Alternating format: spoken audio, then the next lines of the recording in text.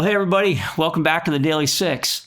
Have you ever wondered what it is that God has for you, why your life exists, what He's created you for? Well, let's look at it together. Mark chapter 10. We're going to discover something about ourselves and about where we're headed. Mark chapter 10. Get it open and then come on. Let's talk.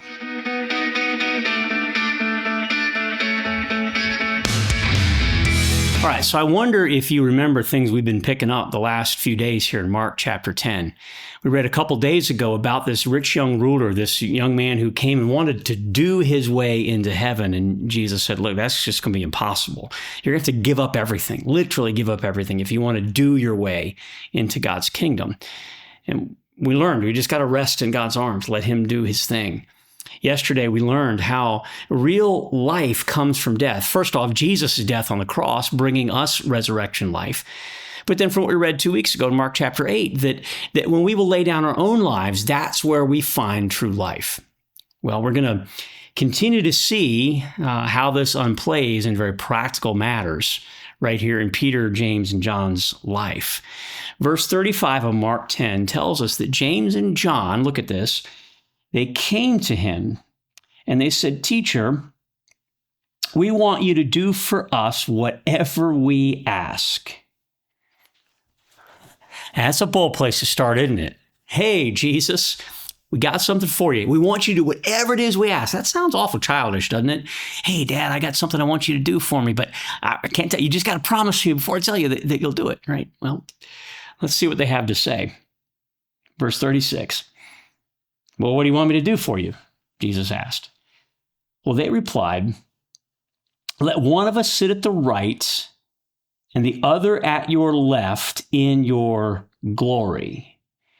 Now, there's a little context be worth catching here. So, not entirely like our political world. Back then, they lived in a kingdom where the king had supreme authority, and on his right would sit the person who would execute that authority on his behalf.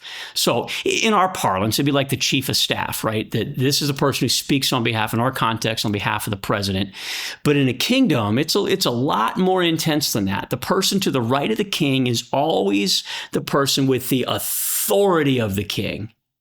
And then the person on the left is like, number three. So on the right's number two, king's number one, on the right's number two, on the left is number three. So James and John, sons of Zebedee, they say, "Jesus, we want those two positions in your glory." Well, pretty bold ask, isn't it?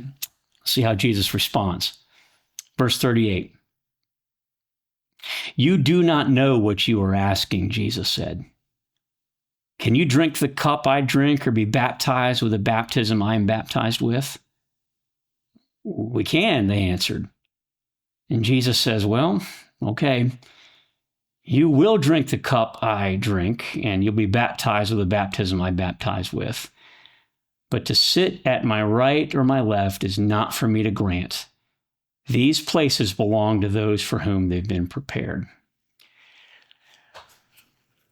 Friends, I think what Jesus is saying, guys, you have no idea how it is that I have this position of authority in the universe and all the sacrifice that goes into it. First off, that God would humble Himself and become a man and then die on a cross and be raised from the dead. Now, truth is, He does say, look, you guys are actually going to go through this. They don't know it yet, but they're all going to suffer martyrdom in their faith for Him.